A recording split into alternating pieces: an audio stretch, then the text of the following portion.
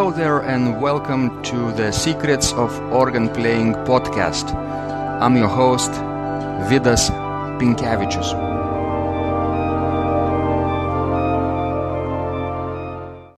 Today's guest is Dr. Dierks, a Swedish organist from Stockholm. He works at the German church there, and this church is best known for having an organ from the time when there worked one of the most significant students of Jan Pieterszoon Sweelinck, the famous Dutch organist and composer. Basically, he was known as the maker of German organists. So, Michael talks today about this specificity of that instrument and what it takes to play that kind of instrument in the 21st century also. So you will discover fascinating details about the intricate style of that instrument and how to adapt your technique and other performance practice issues. So I hope you will enjoy this conversation, and let's go to the show. Okay, today is a special day for us. Now in Vilnius University St. John Church, we have two guests, Michael and Gabriela from Sweden, from Stockholm. Thank you so much for joining the conversation and welcome to the show. Thank you. So let's start with Michael. Can you tell us a little bit more about yourself? Who are you and what do you do? Who am I? I don't know who I am actually. I still discover myself. Right now I feel as a lucky tourist in Vilnius. I'm organist in the German church in Stockholm. Let's explain our listeners from around the globe that the German church is probably one of the few most famous churches in Stockholm, in entire northern Europe, because there back in some 400 years ago worked one of the most significant student of Jan Pieterszoon Sweelinck, Andreas Duben. Is that right? That's right. Yeah. Is the organ you have available in the German church still in that tradition that remembers Andreas Duben today? Yes, I think so. We got a replica of our organ. The organ history is very exciting. The parish sold the famous Baroque organ in 1779 to northern Sweden, and they got it back as a replica. And this is a very spectacular project thanks to Hans-Ola Eriksson, who once had the idea to reconstruct this organ. And this organ is all today named after Andreas Duben, because there is not only one organ builder who built this organ, right, even back in the 17th century. And of course, Hans-Ola Eriksson is known to have led the project in Overtornio, right? Yeah. He loved so much those early instruments that he tries to reconstruct. So thanks to these organists like Hans-Ola, that now we can have more of them reconstructed and restored today, and organ music lovers of 21st century can enjoy the real sounds of 17th century, for example, right? Yeah, that's true. So and it sounds so new to our ears that it's amazing that we can discover those sounds now again as, first-time listeners. And Michael, how different is the German organ and Duben organ from I don't know, St. John's Church organ that we know today? Can you describe a little bit the compass of the octaves, the style of the stops? Yeah, also it's quite different from this organ. First, of course, we have a different temperament, and this is one thing you would notice at once. And we have a mean tone temperament. That means we have 9 pure thirds, because we have some subsemitones, also divided over keys. And these pure thirds make that some of the harmonies work very well and sound much more pure, and others don't sound so nice or are not. You can't use them. Mm-hmm. So this purity of major thirds gives probably the sound of the perfect major triad, right? And consonant sweet sounds of C major chord, of G major chord, probably in F major chord sounds so calming, right? Yeah. But on the other hand, when you play some dissonant seventh chords or dissonant diminished chords or diminished intervals, they would sound very colorful and dissonant, right? Yeah, harsh. Harsh. Yeah, being organist with that organ, sometimes I find harmonies which fits in the piece perfectly and give special color and sound, harsh, but I can integrate them into the piece. And sometimes it just doesn't work because the organ sounds ugly, and I don't want to come to listeners to come to the church and think, my God, this organ is out of tune. Right. And on that organ, do you only play 17th century repertoire, or you can experiment with other more later pieces as well? Yeah, actually we do. You do. Mm-hmm. I agree that we rediscover the sounds from the 17th and 16th century.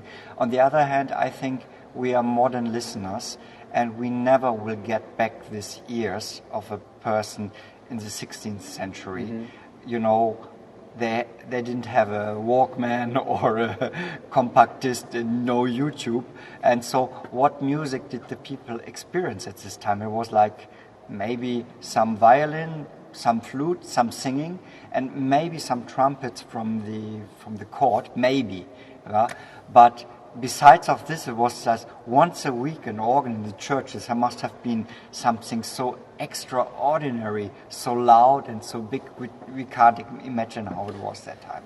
Before we started this conversation for public, recording this, right, Michael played as a little bit of a demonstration of this organ, trying to show some of the stops that he found sounding colorful enough on this St. John's organ, and we then talked about how they would sound on the German organ in Stockholm in his church, and then we talked about how sometimes the compass of the short octave or additional subsemitones between D sharp and E flat doesn't allow, for example, certain keys, and how Michael has to transpose. Can you tell us a little bit how can you transpose, how you are brave enough to transpose real organ music up and down when needed in your church? Yeah.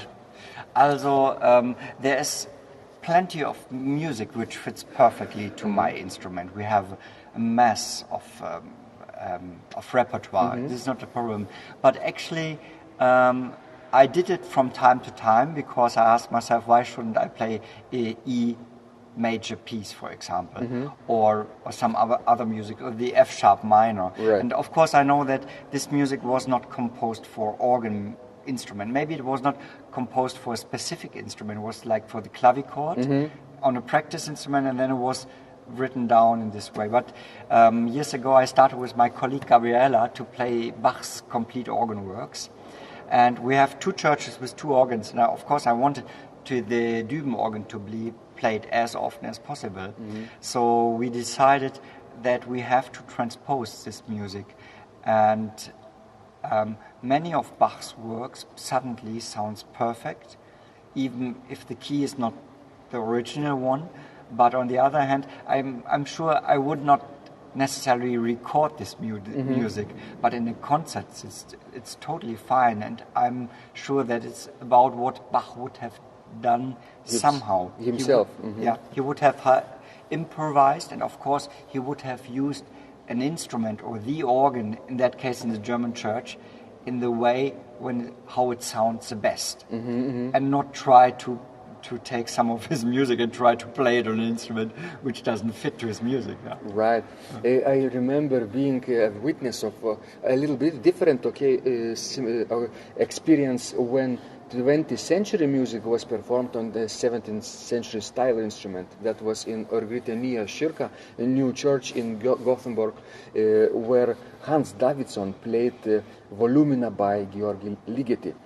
And with all those split semitones, and with all those short octaves, and all those mechanical stop stop-action devices. He had 2 assistants, and we experienced some of the most spectacular 21st century sounds performed on the ancient style instrument. So when you say that you're right that you can accommodate many other types of music, right, on the early instrument. You just only have to think a little bit outside the box, right, and dare to experiment, probably.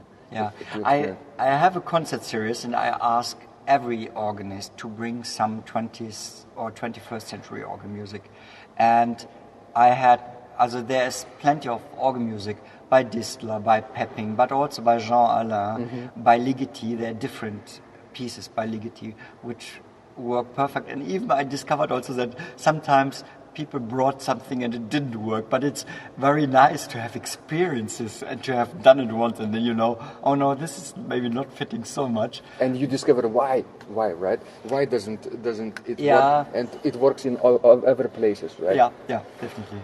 So probably people listening to us around the globe should probably dare to experiment with their instruments as well, whether they have large or small instruments, ancient or new instruments, various styles. Maybe there is more to organ repertoire than simply meets the eye, right? Maybe we can explore those horizons that we haven't played before, and just imagine what would happen, for example, if Bach would visit the church of, for example, Cabezon, right? Yeah. Or what would happen if Frescobaldi would go to Lübeck, right? Or what would happen if Couperin would go to Vilnius, right? And things like that. Or if Bach would have met Cavaillé-Coll, and his instruments. Right. Or Sweelinck would go. Sweelinck would go to Philippines, right? To that bamboo organ. Yeah, this would be great. That would be great. So today in the 21st century, it would be probably very very limited experience for organ music lovers around the globe to only witness and experience the music of the certain style on that instrument, right? Yeah. Right, like in Stockholm, you have this Duben organ, and you only would play Duben, no Sweelinck, but only Duben, right? This would be very limited, actually. And by the way, how many pieces do we have from Duben handwriting to survive today? Do you know? Yeah. It's a case of discussion. But from Andreas Duben we have 3 larger pieces. And then, there are some study cases where he worked together with other pupils of Sweelinck's on Alleingott, for example. Yeah. But the whole Duben family contributed to the repertoire. There's also Martin Duben and Gustav Duben. But the Dubens are one of the most influential family, you have to say, but not in terms of composition. They had a very good taste, bon goût, and they were collecting music. And their contribution is actually that they collected so much good music. And it's called Duben collection, right? Yeah, but there are several ones. There's a collection of the German church, which is before the Dubens, the Duben collection of Gustav Duben, which is courtly music, and then there are the Lüner collections with North German organ repertoire, different fascicles, and then there is das Klavierbüchlein für Gustav Duben. And of course, he would have written his music in North German organ tablature notation, right? Have you seen this type of notation printed in modern times, for example? Is it possible to recreate and play today from that notation? Do you know? Also, of course, I've seen it. I did actually some studies as well in Canada, in McGill. So I did research on this.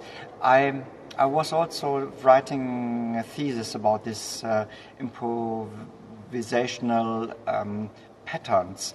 And I think it's easy to play, even for a modern player who is not used to it, to some kind of music where, for instance, the left hand has just 2 notes H bar, and then there's going on some figuration in the right hand.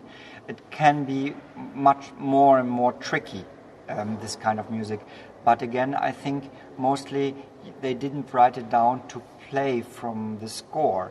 They didn't put it on the organ. So mostly it was just to study how others composed, or even to learn a style on the paper, to imagine the music, and then they did something more when they are in the situation of a concert or a service. So you're saying that the majority of the music was, of course, improvised during those times, right? Yeah. Even though it was written down, it served as a model for composition and improvisation later on, right? I think so, yes. We have very few examples that people played own pieces in churches. And think of Johann Sebastian Bach. He played when he was in Hamburg, he was improvising for half an hour. And I agree with his thesis that it's so strange that we have so much music of Buxtehuses and others for vocal music and beautiful handwriting, but we have organ works almost only exclusively of pupils. And why is this? Because the pupils copied the music of the master, and it was not so important. But the printed music was often not for the church. Right. Right. So fantastic that today we're having this discussion, right, about these things which happened so long time ago, and we can still remember that, and even try to inspire our listeners to try their hand at such complex tasks as, let's say, transposition, right? When you talked about transposing E major piece by Buxtehude, right? E major preludium to the key of D major, right? Yeah. So it would sound in your church, right, a little more relaxing, right, without any of those additional sharps, right? Yeah. And of course, the early fingering would be not the big problem, right? Fits better then, yeah. So, when did you discover early fingering, by the way? Where did you discover the benefits of the early fingering also? It's a good question. It's a long time ago. Of course, it's student times, right? I was studying in Stuttgart first, and I think there I discovered first early fingering. And Stuttgart, with whom did you study in Stuttgart? With Jon Laukvik. Laukvik. Yeah. And we have to remind our listeners who Jon Laukvik is. He is one of the, let's say, pioneers of early performance practice, Baroque performance practice, because he wrote this treatise, I think in 2 volumes now, about performance practice of Baroque times, 18th century, 17th century, where he discussed all those aspects, including fingering, registration, articulation especially, right? Yeah. Because in those days, in 1970s... No, it was much later. Later, but before that, many people still played legato, that music, right? Yeah. And people like Jonas Laukvik had to read original treatises and discover that it was not always the case, right? Unless composer indicated special slurs, right? Yeah, that's true. So fantastic. And the good thing with the Laukvik organ book is that he gives, he is coming from a practical way. You know, I think the knowledge about early fingering was there almost all the time. If you look back in the beginning of the 20th century, all the music scientists, they knew about it, but the organists didn't do it. So I think it was great that we could learn it in a new way. Yeah? But you also have to keep in mind that you always need good instruments for this. When I had this early fingering, I had modern instruments at Stuttgart that time. And, you know, it was difficult. It was a pain to practice this. And I'm not sure anymore if this was a really good effect. But when you have early instruments, this works often perfectly because you feel how the hand fits now to the keys. I remember the day back in 2000 when I first met this original instrument in Sweden and tried to play with those I don't know, strong fingers, 2, 3 and 4 without the thumb and the little finger, but it still was a very painful experience.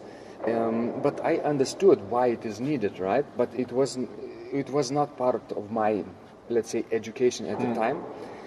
But later, when I started doing these things more systematically in early music approach, I went back to Sweden, to Gothenburg, and played in Haga Church where the Brombo organ. Yes, Ulrike Heider invited me, and I suddenly discovered that I almost didn't need any time for preparation, because I practiced at home short octave, for example, on the piano without even organ, right? Notating the necessary additions and accommodations where the specific finger should fall on which note, right? Without any of those sharps in the bass, and using those early fingerings. And when I went to Gothenburg, I almost didn't need any preparation. I played 16th century music, Italian music, and I was surprised of myself, right? So what you are saying, probably, Michael, that it comes with experience and with trying out those early instruments, right? Because those instruments will teach you everything you need to know. Yeah, it's true. Fantastic.